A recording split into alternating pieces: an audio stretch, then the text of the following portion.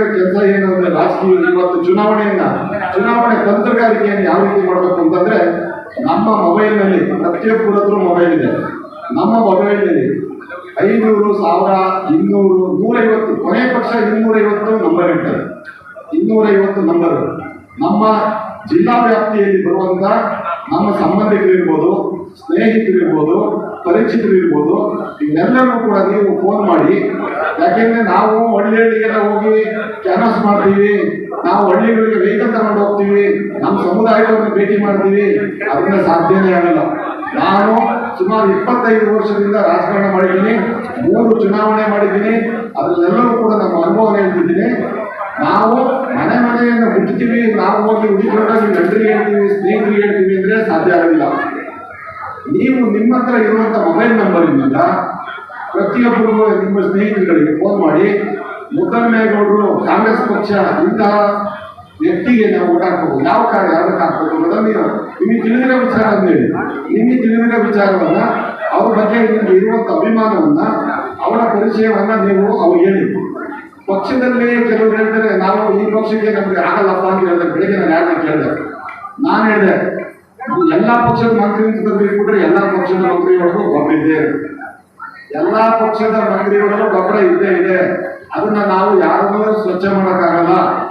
ಎಲ್ಲರೂ ಒಂದೊಂದು ರೀತಿಯಲ್ಲಿ ಒಂದೊಂದು ರಿಮಾರ್ಕ್ಸ್ ಇದ್ದೇ ಇರ್ತವೆ. ಅದನ್ನು ಬಿಡಿ ಒಂದು ಕಡೆ. ನೀವು ಮತಯಾಚನೆ ಮಾಡಬೇಕಾದ್ರೆ ಯಾರತ್ರನೂ ನಾನು ಚಾಲೆಂಜ್ ಮಾಡಕ್ ಹೋಗ್ಬೇಡಿ, ದಯಮಾಡಿ. ಚಾಲೆಂಜ್ ಅಂದ್ರೆ ನೋಡ್ಲಾ ನಾನು ಈ ಸೂತಲ್ಲಿ ತೋರಿಸ್ತೀನಿ, ಓಟ್ ಹಾಕಿ ನಾನು ತೋರಿಸ್ತೀನಿ ಅಂತ ಚಾಲೆಂಜ್ ಮಾಡಕ್ ಹೋಗ್ಬೇಡಿ. ಮುಂಚೆ ಮಾತಾಡಿದ ನಾವು ಜಯರಾಮ್ ಅವರಿರ್ಬೋದು, ಶ್ರೀಮತಿ ಗೀತಮ್ಮ ಅವರಿರ್ಬೋದು, ನಮ್ಮ ನಾಗರಾಜರು ಎಲ್ಲ ವಿಷಯ ತಿಳಿಸಿದ್ದಾರೆ. ನಾನು ಅದನ್ನು ತಿಳಿಸಿ ಭಾಳ ಕಡಿಮೆ ಇದೆ. ಆದರೂ ಕೂಡ ನಾನು ಒಂದು ಮೊನ್ನೆ ಎಚ್ಚರಿಕೆ ಒಂದು ಹ್ಯಾಂಡಲ್ ಅನ್ನು ತಂದು ಕೊಟ್ಟಿದ್ದೆ, ಅದನ್ನೇ ನಾನು ಸವಿಸ್ತಾರವಾಗಿ ಇರಬೇಕು. ಈಗ ಎಸ್ ಪಿ ಮುದ್ದಮ್ಮೇಗೌಡರನ್ನ ಗೆಲ್ಲಿಸಿದ್ರೆ ನಮ್ಮ ಮನೆಯ ಒಬ್ಬ ವ್ಯಕ್ತಿಯನ್ನು ಗೆಲ್ಲಿಸಿದಾಗ ಆಗ್ತದೆ ಅಂತಕ್ಕಂಥ ಒಂದು ಅಭಿಪ್ರಾಯವನ್ನು ತಾವೆಲ್ಲರೂ ಕೂಡ ಮನಗಂಡು. ಯಾಕೆಂದ್ರೆ ಅವರಂತಹ ಒಬ್ಬ ಲೋಕಸಭಾ ಸದಸ್ಯರು ನಾನು ನೋಡಿ, ಈಗ 28 ಏನು ಲೋಕಸಭಾ ಕ್ಷೇತ್ರಗಳು ಚುನಾವಣೆ ನಡೀತಾ ಇದೆ. ಇಲ್ಲಿ ನನ್ನ ಸ್ವಕ್ಷೇತ್ರವಾದಂಥ ಬೆಂಗಳೂರು ದಕ್ಷಿಣ ಭಾಗದಲ್ಲಿ ಬಿಟ್ಟರೆ ಹೊರಗಡೆ ಒಂದು ಪ್ರಚಾರ ಮಾಡ್ತಿರ್ತಕ್ಕಂಥದ್ದು ಮುದ್ದಮ್ಮೇಗೌಡರಿಗೆ ಮಾತ್ರ. ಇದನ್ನು ತಾವೆಲ್ಲ ಗಮನಿಸಬೇಕು. ನಮ್ಮ ಹಳ್ಳಿಗಾರ ಕುಲ ಬಾಂಧವರು ನಮ್ಮ ಮಾತಿಗೆ ಏನಾದರೂ ಪ್ರತಿಯನ್ನ ಕೇಳದೆ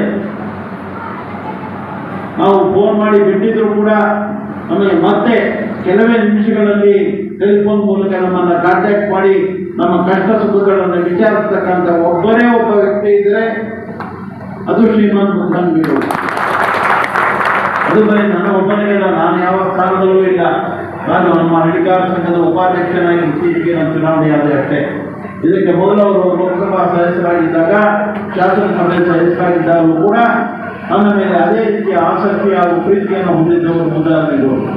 ಅದೇ ರೀತಿಯಲ್ಲಿ ಒಂದು ಪ್ರದೇಶದ ಜನಗಳನ್ನ, ಅವರ ಮತದಾರ ಬಾಂಧವರನ್ನು ಕೂಡ ಅವರು ಸಹೋದರರಂತೆ ಸಂಮಿತ್ರರಂತೆ ಅವರು ನೋಡಿಕೊಂಡಿದ್ದಾರೆ ಎನ್ನುವುದನ್ನ ಹಲವರ ಬಾಯಲ್ಲಿ ನಾನು ಕೇಳ್ತೇನೆ.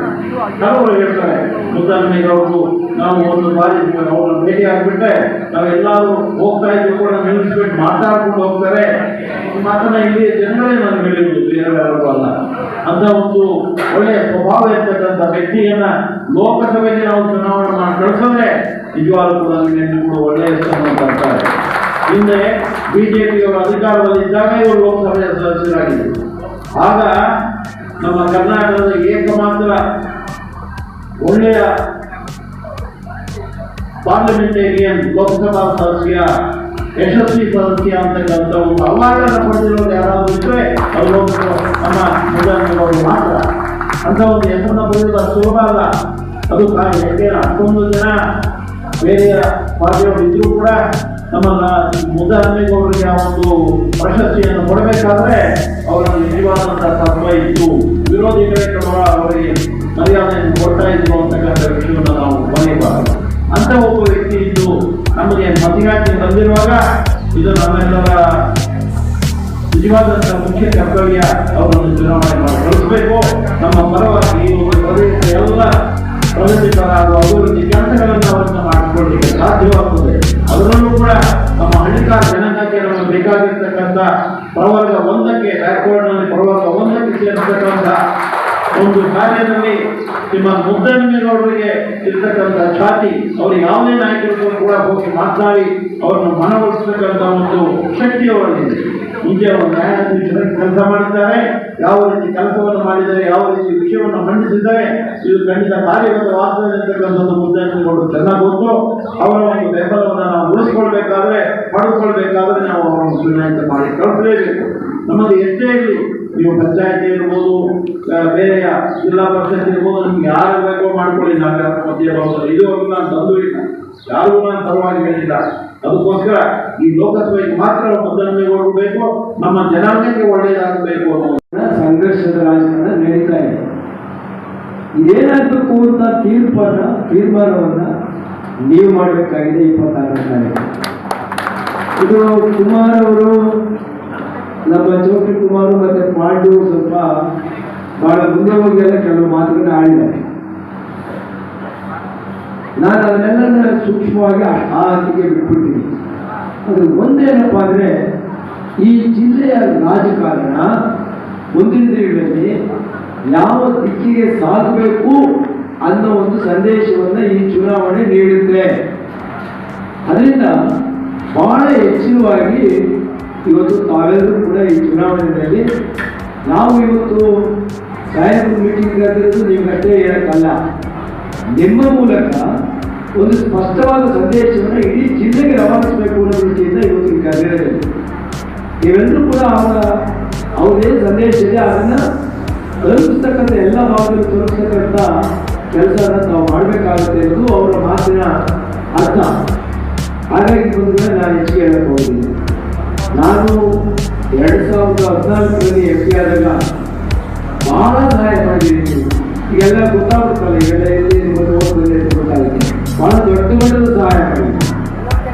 ಅವತ್ತಿನ ಕಲ್ಲೂಕೆರೆ ನೀರು ಬೇರೆ ವಿಚಾರಗಳು, ಕಲ್ಲೂಕೆರೆಗೆ ನೀರು ಹೇಳ್ತಾರೆ, ಯಾರು ಕೂಗಿಲ್ಲ, ಯಾರು ಕೂಗಿಲ್ಲ, ಯಾರು ಹೇಳಿ ಅದೇ ಕೆಲಸ ನಮ್ಮ ಕರ್ತವ್ಯ. ಈಗ ಪಾಂಡು 90 ಲಕ್ಷ ಕೊಟ್ಟಿದ್ದರಿಂದ ನನಗೂ ಶಕ್ತಿ ಕೊಟ್ಟಿದ್ದೀನಿ ಅಂದರೆ ನಾವು